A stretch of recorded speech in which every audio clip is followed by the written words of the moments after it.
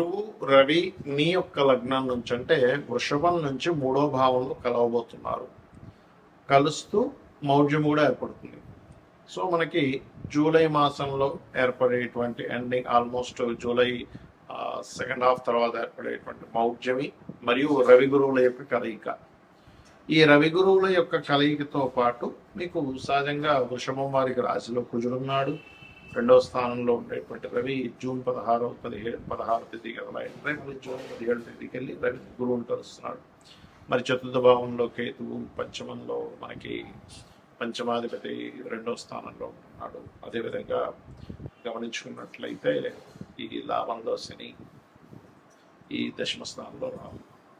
ఈ యొక్క గ్రహస్థితిని అనుసరించి మీకు ఎలా ఉండబోతుంది, ఏ దేవత ఆరాధన చెయ్యాలి, ఎటువంటి విషయాల పట్ల మీరు జాగ్రత్త వహించాలనేటువంటి అంశాలు చెప్తుంది నేనైనప్పటికీ చెప్పిస్తుంది సాక్షాత్ లలిత అమ్మవారిగా భావిస్తూ ఆ లలితాంబిక అమ్మవారి యొక్క అనుగ్రహం మీకు పరిపూర్ణంగా కలగాలన్న స్ఫూర్తిగా కోరుకుంటూ ఇక్కడ ఎప్పుడైతే వృషభం వారికి వృషభం నుంచి 3వ భావంలో రవి గురువుల కలయిక కలగబోతుందో, 3కి వెళ్ళకముందు 2వ స్థానంలో ఎప్పుడైతే రేపు ఉంటాడో, ఈ 16 జూన్ నుంచి 16 జూలై వరకు ఉండే కాంబినేషన్ ఏమో మీరు ప్రాపర్టీస్ ఏదైనా తీసుకునే విషయాల పట్ల కాస్త జాగ్రత్తగా ఉండాలి. ఎందుకంటే ఇక్కడ ఎప్పుడైతే కుజుడు 12వ రాశిలో కూర్చున్నాడో, ఇది ఏదైనా ఒక ఆస్తి మీద, ఏదైనా ఒక వస్తువు మీద, వాహనం మీద కొనుగోలు చేయడం వల్ల వచ్చేటువంటి ఒత్తిడిని ఇస్తాడు. జూన్ 16 నుంచి జూలై 16 వరకు. జూలై 16 నుంచి ఎప్పుడైతే రవి గురువుల యొక్క కలయిక ఉందో, ఇది ఒక రకంగా చెప్పాలంటే కొన్ని గవర్నమెంట్ సంబంధించిన వర్క్లు అవ్వడానికి, కొంత మీ మాటకి విలువ పెరగడం కూడా జరుగుతుంది. కానీ మౌఢ్యమి సమయంలో మాత్రం ఎట్టి పరిస్థితుల్లోని అగ్రిమెంట్స్ అనేవి అస్సలు చేయకండి. 3వ భావం అనేటువంటిది అగ్రిమెంట్స్ చేయడం, కమ్యూనికేట్ చేసి ఎవరికైనా మెయిల్ పంపిస్తున్నాము, మెసేజ్ చేస్తున్నాము, ఎవరితో ఏదైనా మాట్లాడుతున్నాము, ముఖ్యమైనటువంటి పని, ఇటువంటి విషయాలలో కాస్త జాగ్రత్తగా ఉండాలి, గుర్తుపెట్టుకోండి. అలాగే మరొక విషయం ఏంటంటే ఇక్కడ ఈ లాభంలో శని మంచివాడే, దశమంలో ఉండేటువంటి రాహు కూడా విదేశీ ఉద్యోగ యోగాలను కూడా ఇక్కడ కలిగిస్తున్నాడు. ఇక మీరు నిత్యము చేయవలసినటువంటి దేవతారాధన, గణపతి యొక్క ఆరాధన, విష్ణు సహస్రనామాల యొక్క శ్రవణము, మరియు గోవులకి గ్రాసము తినిపించడము, గోధుమ రవ్వ తినిపించడం ద్వారా ధన విషయంలో చాలా బాగుంటుంది. ఈ మౌఢ్యమి సమయంలో అసలు ఎలాంటి పనులు చేయాలి, అలాంటి పనులు చేయకూడదు చాలా మంది అడుగుతున్నారు.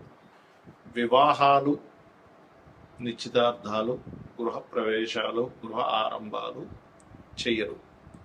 ఇది మరి నార్త్ సైడ్ వాళ్ళకి వర్తించదంట, మనమే ఎక్కువగా పాటిస్తూ ఉంటాం. నార్త్ సైడ్ వాళ్ళకి పట్టించుకోరు. కాకపోతే దాని ప్రభావం ఉంటుంది. ఎంతైనా కూడా మనకి వజ్రము, దుర్ముహూర్తము, యమగండాలు ఇవన్నీ కొన్ని ప్రాంతాల్లో వర్తిస్తే, కొన్ని ప్రాంతాల్లో వర్తించినప్పుడు అలాగే మరి ఇది అలా అవుతుందా అంటారు చాలా మందికి. కానీ ఇది అలా ఉండదు. యూనివర్సల్గా ఇది దాని ప్రభావం చూపిస్తూ ఉంటుంది. కాబట్టి నార్త్ వాళ్ళు కూడా ఇది పాటించాలి. వాళ్ళు పాటించట్లేదు కానీ పాటించాలి, అక్కడ నివసించే వాళ్ళు కూడా. ఎందుకంటే మనం చూడండి, ఇప్పుడు రాహుకాలం ఉంది, ఇక్కడ పాటిస్తున్నారు చాలా మందిని. మీరు కనుక తమిళనాడులో కనుక నివాసం ఉన్నట్లయితే ఖచ్చితంగా రాహుకాలాన్ని అక్కడ పాటించాలి. ఇక్కడ ఉన్నప్పుడు వజ్రము, దుర్ముహూర్తము, అదేవిధంగా యమగండం పాటించాలి. కానీ ఈ మౌఢ్యమి సంబంధించినవి ప్రపంచం మొత్తం పాటించాలి. అయితే చాలామంది ఈ మౌఢ్యమికి కొన్ని తెలియని కొన్ని ఎలా అంటే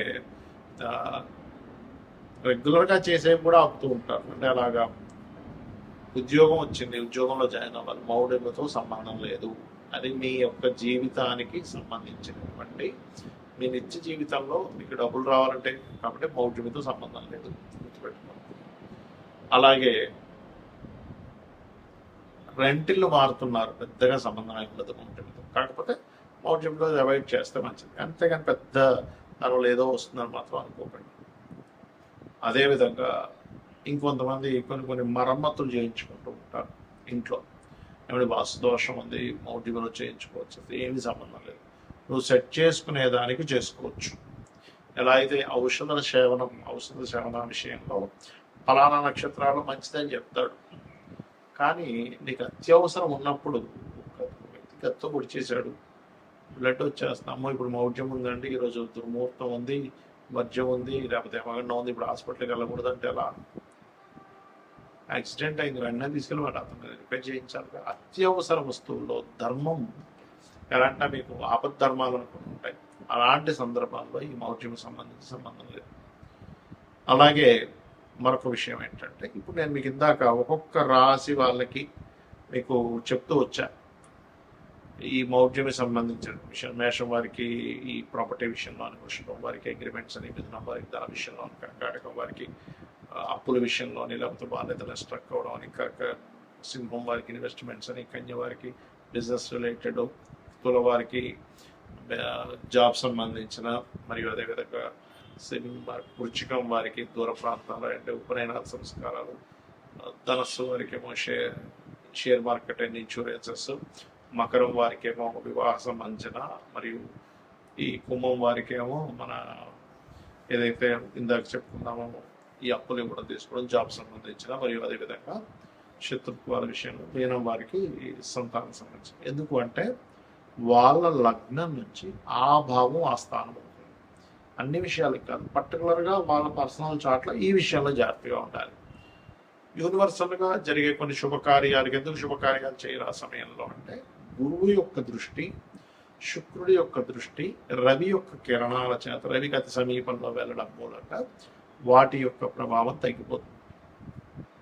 వాటి ప్రభావం ఎప్పుడైతే గురువు ప్రభావం తగ్గిపోయిందో అక్కడ కలిగేటువంటివి ఏమిటి, యూనివర్సల్గా జరిగేవి ఏమిటి, బంగారం యొక్క ధర సంబంధించిన విషయంలో బాగా డౌన్ ఫాల్ అవ్వడం ఆ సమయంలో, ఇంకా విచిత్రంగా ఫ్లక్చువేట్ అవ్వడం ధరల విషయంలో జరుగుతుంటుంది అనమాట ఆ టైంలో పర్టికులర్. అలానే మీరు చాలామంది ఏంటంటే, నేను చాలాసార్లు చెప్పాను, 1 year నుంచి చెప్తున్నాను, బాగా పెరుగుతుంటుంది, తగ్గుతుంటుంది, పెరుగుతుంది, 50 సార్లు అయినా జరుగుతుంది, డోంట్ వరీ అని. ఇక్కడ చాలామంది చేసే మిస్టేక్ ఏంటంటే, వాళ్ళ జన్మజాతకాలలో రవి గురువులు పాడైపోయి ఉంటే తెలియక వాళ్ళు బంగారంలో ఇన్వెస్ట్మెంట్ చేస్తున్నారు. దానివల్ల తెలియకుండా హైలో ఉన్నప్పుడు కొనడం, తగ్గినప్పుడు అమ్మడం జరుగుతుంది. కాబట్టి నేను చెప్పేది ఒకటే గుర్తుపెట్టుకోండి, ఈ బంగారం విషయంలో కూడా ఈ మౌఢ్యము ఫ్లక్చువేషన్స్ ఇస్తుంది రవి గురువుని కంపస్ చేయడం వల్ల.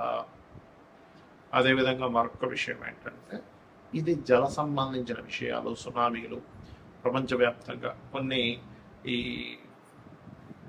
ఆరోగ్య సంబంధించిన విషయంలో కూడా దీని యొక్క ప్రభావం పెరగనుంది ఈ కంపస్ట్ వల్ల.